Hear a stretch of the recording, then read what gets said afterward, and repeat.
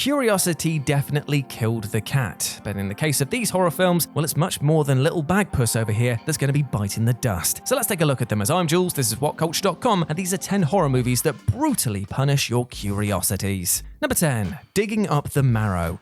From the Hatchet franchise's Adam Green, 2014's Digging Up the Marrow puts Green in front of the camera as a fictionalized version of himself as he sets off to make a documentary about artwork featuring monsters. Once Green gets a call from retired detective William, he decides to switch the focus of his film to the detective and his claims of having proof that monsters really do exist. As Digging Up the Marrow progresses, we, like the Green character, are left in two minds over whether or not William Decker is actually telling the truth, or if instead he's just some unhinged loon desperate to get some time in the spotlight. Unfortunately for Adam Green and his interest in monsters, Digging Up the Marrow sees him and his cameraman aggressively assaulted by some unknown creature, with the pair left running for their lives. And by the time the movie ends, we're shown Green being attacked in his home by a monster as the picture wraps up and leaves his fate ambiguous. Of course, the concern of anyone going monster hunting should always be what exactly would happen should you be successful in your hunt. Not a lot of people seem to plan for that.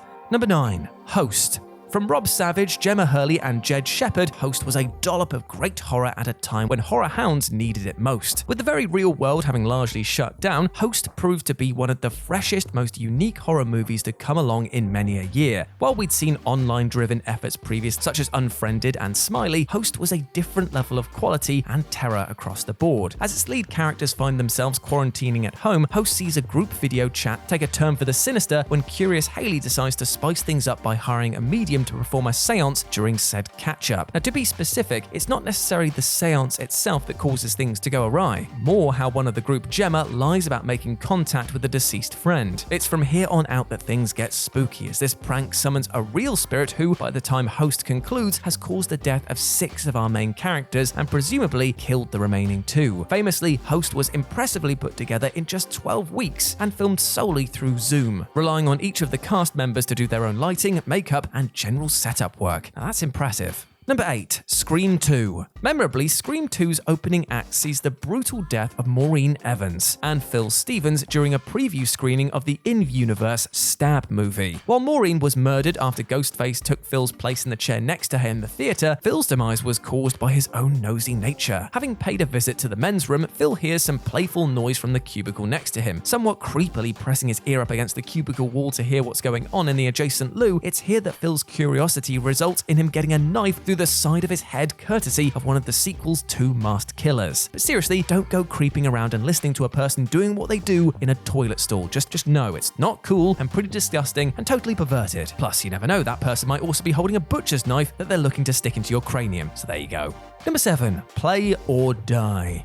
Released in 2019, Jacques Kluger's Play or Die punishes lead Chloe for having an interest in wanting to strike it rich. To achieve said fortune, Chloe convinces her super smart ex-boyfriend Lucas to join her in playing a game called Paranoia. For the couple who can somehow topple this game and emerge victorious, there's a cool €1 million prize on the table. Eventually accepted to try their hand at the game, Chloe and Lucas find themselves in an abandoned hospital, which is always a good sign. With a strange voice barking out orders unbeknownst to our former lovers is the small fact that one of them must ultimately die in order for the prize to be triggered. Before you know it, tests are passed, corpses are discovered, and Chloe and Lucas are trying to find out who is behind these dead bodies and behind the paranoia game period. It's here that Play or Die reveals its big twist, with Lucas being in fact a psychopath with memory loss who has constructed this entire game. This information comes a little too late for poor old Chloe, mind you, as her attempt to escape this hospital ends with Lucas murdering her. Number 6. Grave Encounters 2. One could realistically include the first Grave Encounters movie here, but this time out is the turn of 2012's Grave Encounters 2 to get some time in the sun. The main characters are a group of Grave Encounters fans who are intrigued to see whether the events in that first film were real or not. And of course, this curiosity well and truly comes to bite them on the backside, as they find themselves embroiled in the same terror experienced by the characters of the prior movie. In wanting to see just how real Grave Encounters was, the sequel's protagonists found themselves stalked, spooked, murdered, and even forced to kill their friends by the time that all is said and done. Number 5. Life.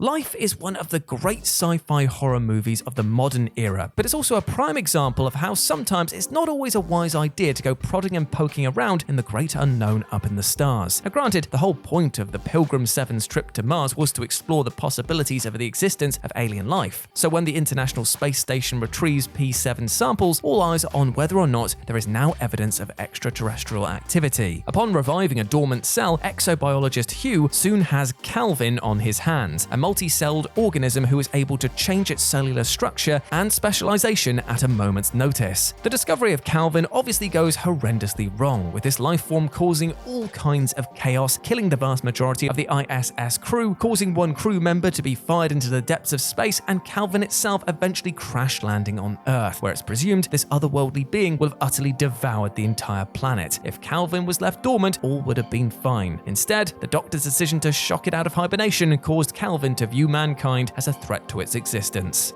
Number 4. The houses October built. These days, Halloween season finds haunted house attractions popping up across the globe. While to some of us visiting such an attraction is the absolute worst idea imaginable, others lap up the chance to be scared to death and pay for the privilege. Putting these venues center stage, we have Bobby Rowe's The Houses October built and its 2017 follow-up. In that first film, 5 friends embark on a road trip to explore the trend of haunted house attractions. The Houses October built hits its audiences hard from the get-go, opening with one of the group, Brandy, who is bloody and traumatized, being stuffed into the back of a trunk. From there, the film recounts the events leading up to this moment. Those events involve our protagonists recording their trip and interviewing those involved in putting such spooky venues together. And it all starts well until the realization that real corpses are being used in one of the attractions and that criminals and demented individuals are being used as performers. As The Houses October built enters its final act, a creepy clown and masked woman resurface from earlier on in the film, and in their quest to find the holy grail of haunted house attractions, the Blue Skeleton, our core characters end up kidnapped, tortured, with some being killed and the rest buried alive.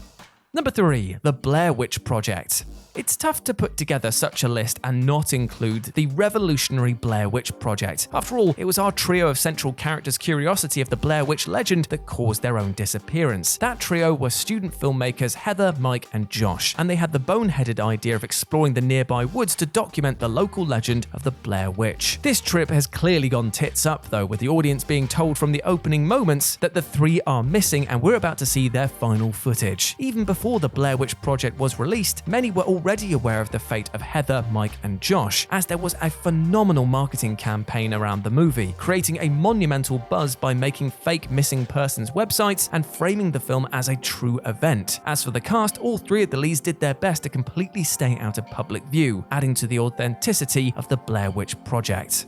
Number 2. Sinister. For true crime writer Ellison Oswalt, he caused his family's downfall after giving in to the urge to watch some Super 8 home movies discovered in the attic of his new house. From writer-director Scott Derrickson, Sinister certainly put the scares up audiences when it was released in 2012. Where the Oswalt family was concerned though, those scares meant the death of 3 of the 4 of them, with the surviving family member being the murderer of the others. Upon moving his family into the home previously owned by the now deceased Stevenson clan, Ellison finds himself a box of films labeled Pool Party 66, Barbecue 79, Lawn Work 86, Sleepy Time 98, and Family Hanging Out 11. With the main reason for moving into this house being that Ellison wants to ignite his creative spark and dive deeper into the Stevenson murders, he can't help but explore these home movies once he finds them up in the attic. Of course, each of the films features the slaughter of a different family, with it revealed how one child in each family is behind the mass murders. And for the Oswalds, Ellison's prime puts them in line with becoming the next victims of a plan orchestrated by the ghastly Bughuul,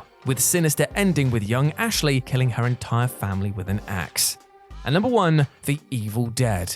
Wouldn't the lives of Ash, Linda, Cheryl, Scott, and Shelley have been that much easier if they just not decided to play the mysterious tape they found in the cellar of a spooky cabin in the woods? I mean, that's very much a rhetorical question, because anyone who's seen The Evil Dead can testify to just how messed up things got for these 5 back in Sam Raimi's 1981 classic. For Cheryl, she'd already encountered some odd goings-on by this point, with her hearing strange voices and having her hand possessed during the early moments of The Evil Dead. To some, that would have been a big enough warning sign to pack your bags, but things take a truly terrible terrifying term for our group, once that tape, which is of course full of ominous incantations, is played, this bunch of dimwits has gone and resurrected themselves a demonic entity. In terms of the Curiosities stakes, that's not the only questionable move of this movie. Not content with having her hand possessed, Cheryl later, and rather stupidly, goes to investigate a noise in the woods, a move that sees her attacked by possessed trees. Grim.